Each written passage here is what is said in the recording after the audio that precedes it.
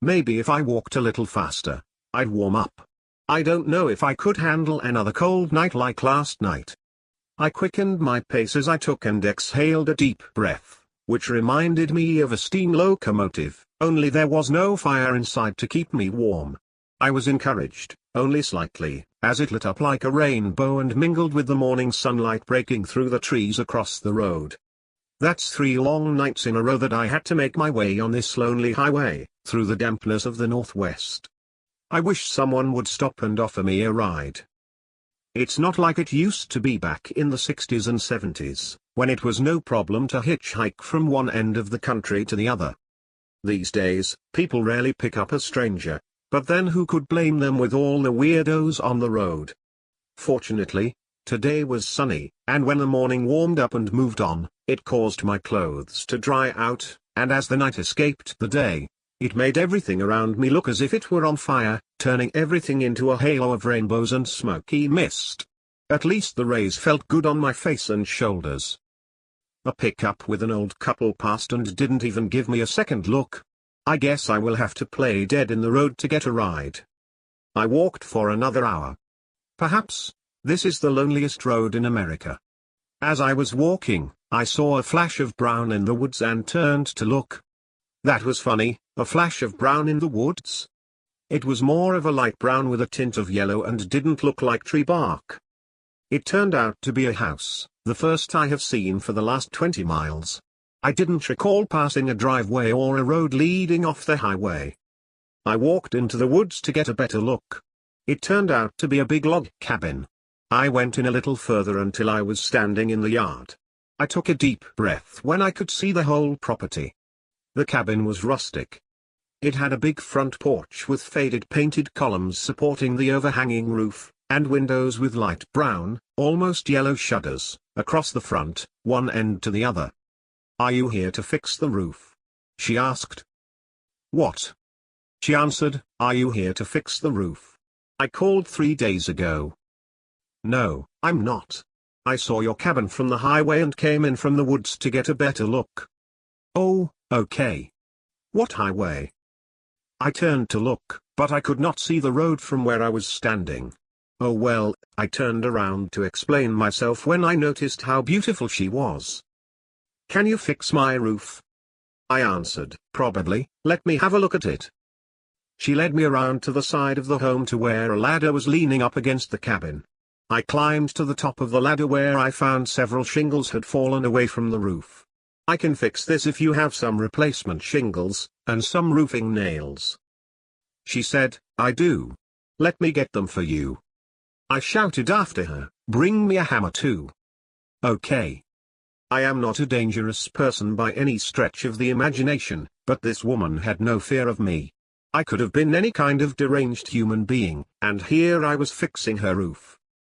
How did she get me to do that? The wildest sense of fear grabbed a hold of me. What if she was some deranged human being herself? Oh my! What am I doing? After giving me the materials to fix the roof, I went to work removing old broken shingles and putting new ones in their place. The damage was just 4 feet from the edge, and because of that, I dropped 2 shingles on the ground. "Hey! I dropped 2 shingles off the roof. Could you please bring them up to me?" No sooner did I ask when a snout crawled up and over the roof and set the shingles next to me. I panicked. I nearly fell off the roof. I leaned over to see the largest elephant I have ever seen standing on the ground below me. You have an elephant?" She wasn't there. I shouted, "Hello? Hello, are you there? I'm sorry, I was around front. What do you need?" "That's an elephant. I mean you have an elephant." "He's not mine. He shows up to eat the apples from my tree in the middle of the garden." "What is your name?" "Henry. My name is Henry." "Henry, meet Larry. Larry, meet Henry." With that, the elephant lifted his trunk with a loud trumpet. I wasn't sure if I should get down and run away or act like it was normal for someone to have a pet elephant in this area. This did not seem right. Instead, I asked her name. "What is your name?" "My name is Margaret. People call me Maggie." After a brief pause, she asked, Why are you staring at me? I'm sorry. I went back to work. I could only think of how beautiful she was, with coal black hair, and lavender eyes. I went back to work while she told me about Larry. Larry lives in the woods. He comes by every other day to eat the apples from that apple tree. She pointed to a large tree in the middle of her garden. I don't mind, but he tears up my garden making his way to the tree. There was a noticeable trail leading to the tree through her garden. He smashed everything to the ground. Otherwise, he is very polite. He carries firewood for me, so I consider it a fair trade. I asked, how is it that an elephant, such a large elephant, can live in the forest here in the northwest? She answered, I don't have a clue. I tried following him into the woods, but he is too fast for me. Just like all the other creatures that live there. I think there is something unusual about that forest. Things seem to come and go that shouldn't. What a curious thing to say. I stood up and asked, what kind of animals are you talking about? She answered, every kind of animal you could imagine. If you are here long enough, you'll see them. For some reason, I assumed that Larry was a circus elephant. Do other large circus animals come to visit too? Sometimes. I turned my attention back to the roof, while Larry made his way to the apple tree. Maggie yelled at him asking him, please don't step on my tomatoes. It was too funny how he complied. When I finished the roof, she asked, do you have any experience with carpentry? I have a little experience. I can usually put something back together when needed. Why?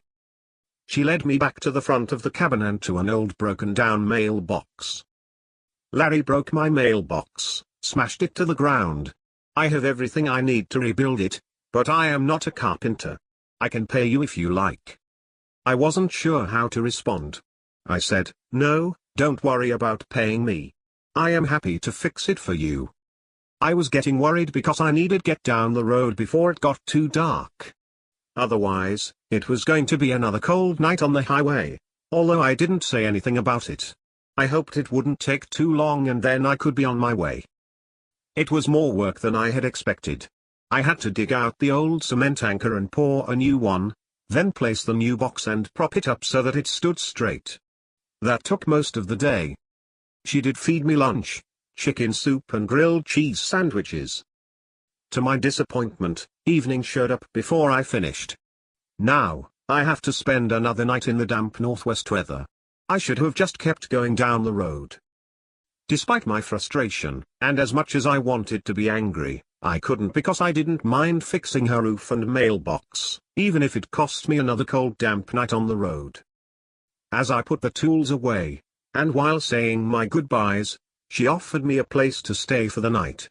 I have a small barn. It has a separate room for guests. You're welcome to stay there for the night, if you like. It has a bed and a wood stove. You can build a fire to keep warm. Now, was I going to spend the night walking down a dark, wet, cold road, or should I spend a somewhat warm, dry, normal night in a bed of all things? Sometimes, decisions are just too easy, and they make themselves. Thank you. I didn't want to walk all night, again. She led me to the small barn.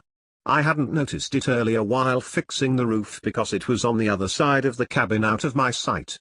She directed me to the back room and said, have a good night and left. 1/2 hour later she came back with a hot bowl of rice and chicken. I assume you must be hungry.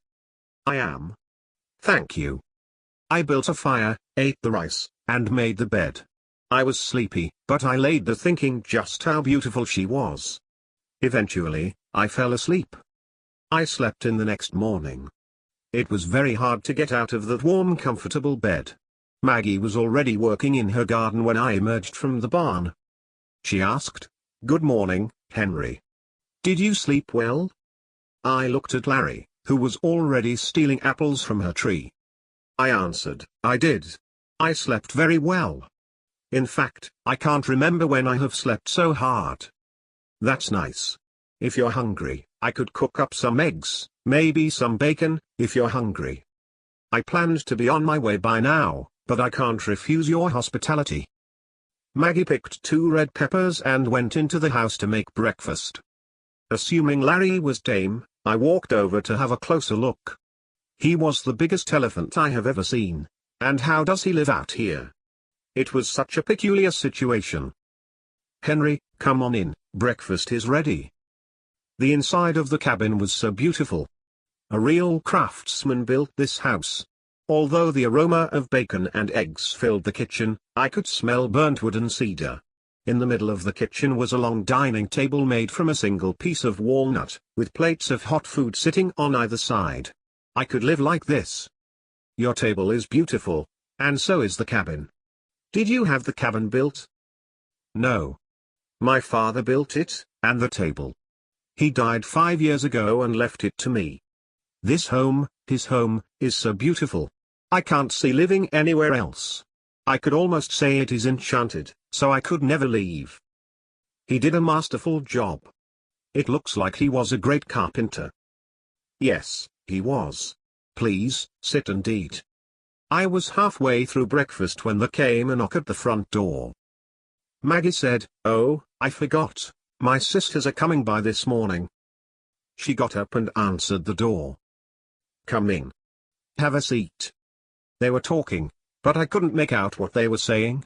Until one sister asked, "Did he come again?" "When?" "Maggie, you can't keep living out here all by yourself. The things you are telling us is just plain crazy." "No, it's not." "Yes it is. Have you figured out who this man named Henry is? And come on, an elephant named Larry? You need to talk with someone before they commit you. I'll prove it to you." Maggie led her sisters to the kitchen where they found a half-eaten breakfast. "Maggie, that means nothing. Look, the other one is untouched. So, you ate half of this one. That proves nothing." Next thing the front door closed. She returned to the kitchen to eat her breakfast. Those were my sisters. They stop in now and then to check on me. They don't like me living out here by myself. Oh well, what can I say? I heard a thumping at the back door. A bear lifted its head to the glass inserts at the top. "Don't worry, Henry. That is just Charlie the dancing bear." The bear lowered its head, and I heard it climb down off the back porch. Maggie got up and ran to the door and opened it. "Charlie, don't eat the cucumbers. You can have the squash, but leave the cumbers alone." She sat back down. That bear loves summer squash and cucumbers. I have to yell at him every time or he will eat them all. I asked, "Did you used to own a circus or something?" "No, but a few years back a circus heading to Reedsport crashed out front. I think some animals escaped. That's why they are so friendly. They must be used to humans by how they act." "I guess that makes sense. Have you called the authorities to come collect them?" "I would never do that. They are free and I believe that is what they want. I would never turn them over to the authorities." I took the last bite of breakfast, put my napkin down, and said, "Breakfast was very good, and thank you for your kindness, Maggie." "Well, I had an ulterior motive." "What was that?" "I need the columns painted on the front porch. I planned to ask if you wouldn't mind doing that for me. I am a horrible painter. I could keep you fed and give you a place to sleep for another night." I almost asked to see her to-do list. Instead, without hesitation or a second thought, I said, "I would love to paint them for you. Just show me to the supplies." I spent most of the day painting when I wasn't standing round dumbfounded from all the different animals that came by to raid Maggie's garden. She spent most of the day making sure they stayed out of her cucumbers. I would assume that all the animals that belonged to that circus escaped, and she was helping them. Around 7 p.m., Maggie had dinner ready. She made a big deal about the salad, and how she defended the cucumbers all day. It was full of cucumbers, too many. We talked late into the night. She told me about her life with her dad, her sisters and how protective they were, and upset that she refused to move from the cabin. She never asked me why I was hitchhiking or where I was going. That fact slipped my mind, even though I planned to tell her. I guess I was mesmerized by her soft demeanor and beauty, which I could not understand why she was alone out here like this, I asked, "Why did you never marry?" "I'm too young and restless to think about that now. Perhaps, someday I'll get married, but I enjoy my life just as it is." I went to bed again thinking about how beautiful she was, and kind. She was kind-hearted. I slept hard again that night. When I woke up, I was horrified, and that would be an understatement. First thing I looked up to see that the roof was half gone, most of it fallen into the room I was in. I was lying on a pile of leaves. In front of me was an old wood stove, almost rusted away. I sat up. Most of the walls were gone and what was left of them was all moldy. I stood and ran outside. The cabin wasn't in any better shape. Every window was broken out. I crossed the yard, or should I say an old garden, overgrown with weeds, to the front of the cabin. The front porch was broken through, except for one spot on which sat an old rusty paint can with a brush stuck to its insides. Near the front steps was a bouquet of roses, with a note that read, "To our most precious sister, we love and miss you, sweetheart." I freaked out and ran to the road. Fortunately, a young couple stopped and picked me up. "Thanks for stopping." I was shaking. "No problem, we are going in to read sport, so we can get you that far." And then she looked me over and asked, "Are you all right?" I couldn't help but tell them what had happened to me. The woman, Janice, asked, "What was the name of the woman?" "Margaret." "She called herself Maggie." Janice said, "Maggie Sinclair. I knew her. She had the most beautiful lavender eyes. I wish I had known her better. Tragically, she died 4 years ago when a convoy of circus vehicles crashed in front of the home back there. She used to live there. I guess she was out checking the mail when it happened. She and most of the animals in the convoy died. Oh, there was another person who died too. He was one of the circus people. I think he was driving and was responsible for the accident." She turned to her friend and asked, "Do you remember the name?" "Yeah, I think they said he was also the elephant trainer. His name was Hank, or Henry something." She turned to the back seat and said, "Hello,